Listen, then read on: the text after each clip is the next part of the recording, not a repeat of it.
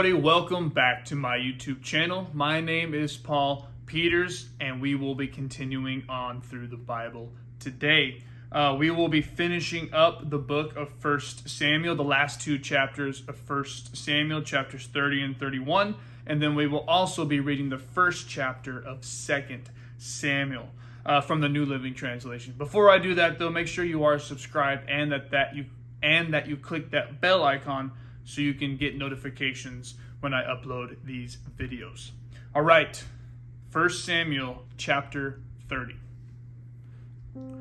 3 days later, when David and his men arrived home at their town of Ziklag, they found that the Amalekites had made a raid into the Negev in Ziklag. They had crushed Ziklag and burned it to the ground. They had carried off the women and children and everyone else, but without killing anyone. When David and his men saw the ruins and realized what had happened to their families, they wept until they could weep no more. David's two wives, Ahinoam from Jezreel and Abigail, the widow of Nabal from Carmel, were among those captured.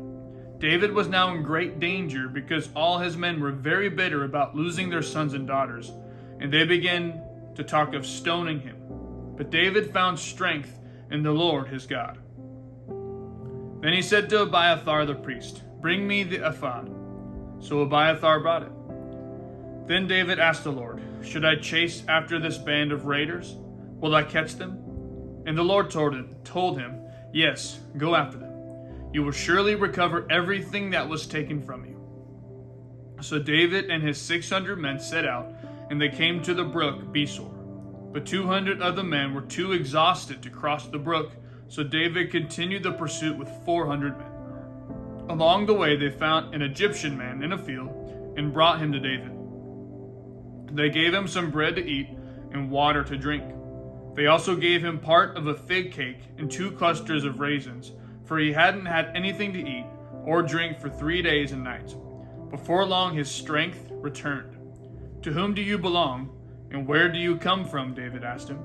"I am an Egyptian, the slave of an Amalekite," he replied. "My master abandoned me 3 days ago because I was sick. We were on our way back from raiding the Kerethites in the Negev, the territory of Judah and the land of Caleb, and we had just burned Ziklag. Will you lead me to this band of raiders?" David asked.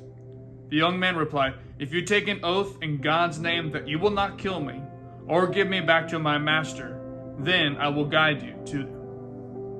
So he led David to them, and they found the Amalekites spread out across the fields, eating and drinking and dancing with joy because of the vast amount of plunder they had taken from the Philistines and the land of Judah. David and his men rushed in among them and slaughtered them throughout that night and the entire next day until evening. None of the Amalekites escaped, except 400 young men who fled on camels. David got back nothing the Amalekites had taken, and he rescued his 2 wives. Nothing was missing, small or great, son or daughter, nor anything else that had been taken. David brought everything back. He also recovered all the flocks and herds, and his men drove them ahead of the other livestock. "This plunder belongs to David," they said. Then David returned to the brook Besor and met up with the 200 men who had been left behind because they were too exhausted to go with him. They went out to meet David and his men, and David greeted them joyfully. But some evil troublemakers among David's men said, "They didn't go with us, so they can't have any of the plunder we recovered. Give them their wives and children, and tell them to be gone." But David said, "No, my brothers, don't be selfish with what the Lord has given us. He has kept us safe and helped us defeat the band of raiders that attacked us. Who will listen when you talk like this? We share and share alike, those who go to battle and those who guard the equipment." From then on, David made this a decree and regulation for Israel, and it is still followed today. When he arrived at Ziklag, David sent part of the plunder to the elders of Judah who were his friends. "Here is a present for you, taken from the Lord's enemies," he said. The gifts were sent to the people of the following towns David had visited: Bethel, Ramoth Negev, Jatir, Aror, Sifmoth, Eshtemoa, Rakal, the towns of the Jerahmeelites, the towns of the Kenites, Hormah, Bor Ashan, Atak, Hebron, and all the other places David and his men have visited. 1 Samuel chapter 31. Now the Philistines attacked Israel, and the men of Israel fled before them. Many were slaughtered on the slopes of Mount Gilboa. The Philistines closed in on Saul and his sons, and they killed 3 of his sons, Jonathan, Abinadab, and Malchishua. The fighting grew very fierce around Saul, and the Philistine archers caught up with him and wounded him severely. Saul groaned to his armor-bearer, "Take your sword and kill me before these pagan Philistines come to run me through and taunt and torture me." But his armor-bearer was afraid; it would not do it. So Saul took his own sword and fell on it. When his armor-bearer realized that Saul was dead, he fell on his own sword and died beside the king. So Saul, his 3 sons, his armor-bearer, and his troops all died together that same day. When the Israelites on the other side of the Jezreel Valley and beyond the Jordan saw that the Israelite army had fled, and that Saul and his sons were dead, they abandoned their towns and fled. So the Philistines moved in and occupied their towns. The next day, when the Philistines went out to strip the dead, they found the bodies of Saul and his 3 sons on Mount Gilboa. So they cut off Saul's head and stripped off his armor. Then they proclaimed the good news of Saul's death in their pagan temple and to the people throughout the land of Philistia. They placed his armor in the temple of the Ashtoreths, and they fastened his body to the wall of the city of Beth-shan. But when the people of Jabesh-Gilead heard what the Philistines had done to Saul, all their mighty warriors traveled through the night to Beth-shan and took the bodies of Saul and his sons down from the wall. They brought them to Jabesh, where they burned the bodies. Then they took their bones and buried them beneath the tamarisk tree at Jabesh, and they fasted for 7 days. That is the end of 1 Samuel. We are now also going to read the first chapter of 2 Samuel. After the death of Saul, David returned from his victory over the Amalekites and spent 2 days in Ziklag. On the 3rd day, a man arrived from Saul's army camp. He had torn his clothes and put dirt on his head to show that he was in mourning. He fell to the ground before David in deep respect. "Where have you come from?" David asked. "I escaped from the Israelite camp," the man replied. "What happened?" David demanded. "Tell me how the battle went." The man replied, "Our entire army fled from the battle. Many of the men are dead, and Saul and his son Jonathan are also dead." "How do you know Saul and Jonathan are dead?" David demanded of the young man. The man answered, "I happened to be on Mount Gilboa, and there was Saul leaning on his spear with the enemy chariots and charioteers closing in on him. When he turned and saw me, he cried out for me to come to him. 'How can I help?' I asked him.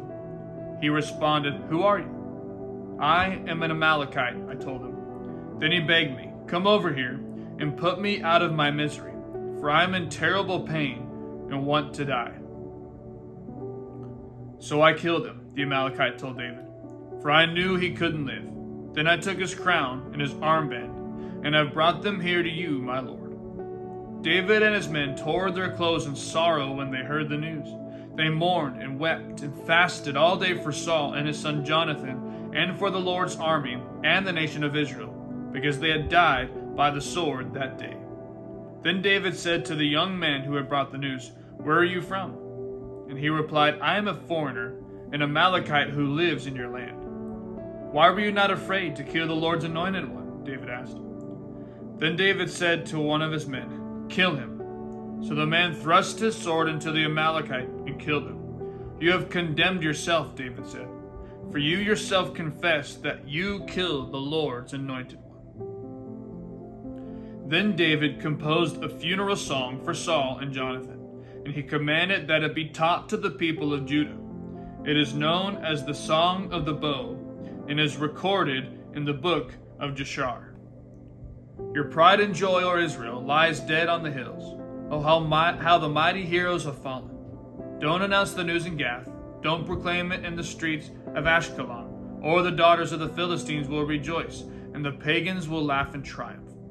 O mountains of Gilboa, let there be no dew or rain upon you, nor fruitful fields producing offerings of grain. For there the shield of the mighty heroes was defiled. The shield of Saul will no longer be anointed with oil. The bow of Jonathan was powerful, and the sword of Saul did its mighty work. They shed the blood of their enemies and pierced the bodies of mighty heroes. How beloved and gracious were Saul and Jonathan. They were together in life and in death. They were swifter than eagles, stronger than lions. O women of Israel, weep for Saul, for he dressed you in luxurious scarlet clothing and garments decorated with gold. Oh, how the mighty heroes have fallen in battle. Jonathan lies dead on the hills. How I weep for you, my brother Jonathan. Oh, how much I loved you, and your love for me was deep, deeper than the love of women. Oh, how the mighty heroes have fallen. Stripped of their weapons, they lie dead. That concludes today's reading of the scriptures. Thank you once again for tuning in, and I will see you tomorrow as we continue on through the book of 2 Samuel. I love you, and God bless.